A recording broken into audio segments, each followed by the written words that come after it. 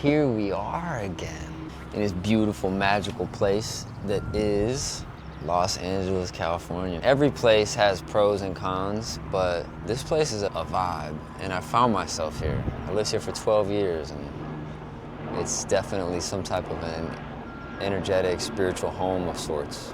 It's trippy to think about, like, I've lived here. Technically, I've lived in Los Angeles for more consecutive years than I've lived in any place else in my life. 12 years I lived here. I never lived 12 years anywhere. Not in Michigan, where I was born, or Texas, where I went to high school. Definitely a profound feeling of homecoming. So I tried. There was a sense of effort to stay here for several years towards the end of my last chapter with it. 2017, I came back after having a quick reset, which I was only gone for 6 months. I had this moment of total ego death in 2016 where I was like, whoa, I can't control where I go. Or then I'll get in the way of of being obedient to his will. Hummingbird just flew within 3 feet of my face. So every time I come back now, I just feel really humbled in grace, and like I can't fight it, I can't force it. I just feel really oozing with gratitude right now. This is the epicenter of making films on the planet, in the universe. This is where it happens, the holy wood. I remember being on psilocybin in one of the hills by Griffith Observatory, all the hills behind that, and I was having this meditation around sunset. I opened my eyes, psilocybin was percolating, and I looked out and I saw a sunset. It was a clear day. It had just rained, so it was a little more clear than normal. If you're familiar with LA, you can't usually see from Griffith Observatory all the way to the ocean. But on this day you could, and the sunset touched this whole land and the rolling hills, and it was like, whoa, this is like utopia. That's trippy because there's hell right around every corner, at least in some areas, downtown and Skid Row, and people living in really not awesome situations.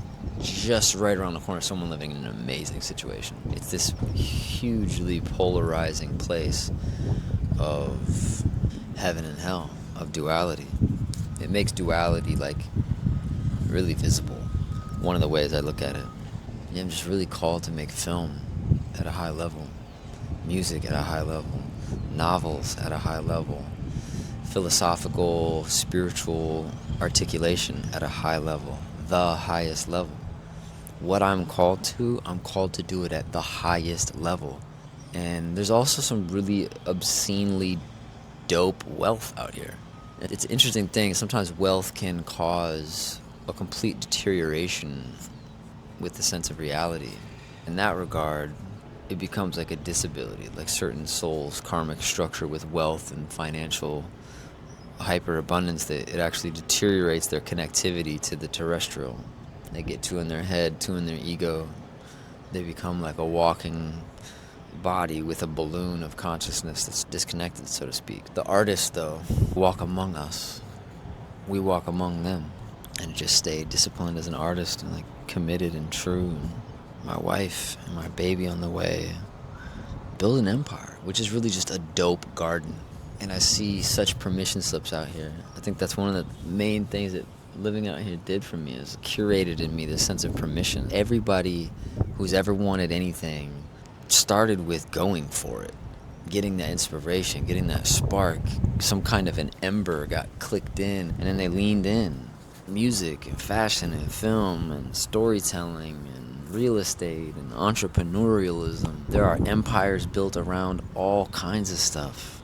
And this is this place that's like this reminder that's like, if you can dream it, you can do it. If you can see it, you can be it. Now, it doesn't mean it's easy. You might need to bust ass, work, devote, or die a million times, but man, if you put in work that's required, wow, yeah, a self-sustaining empire could be birthed from it.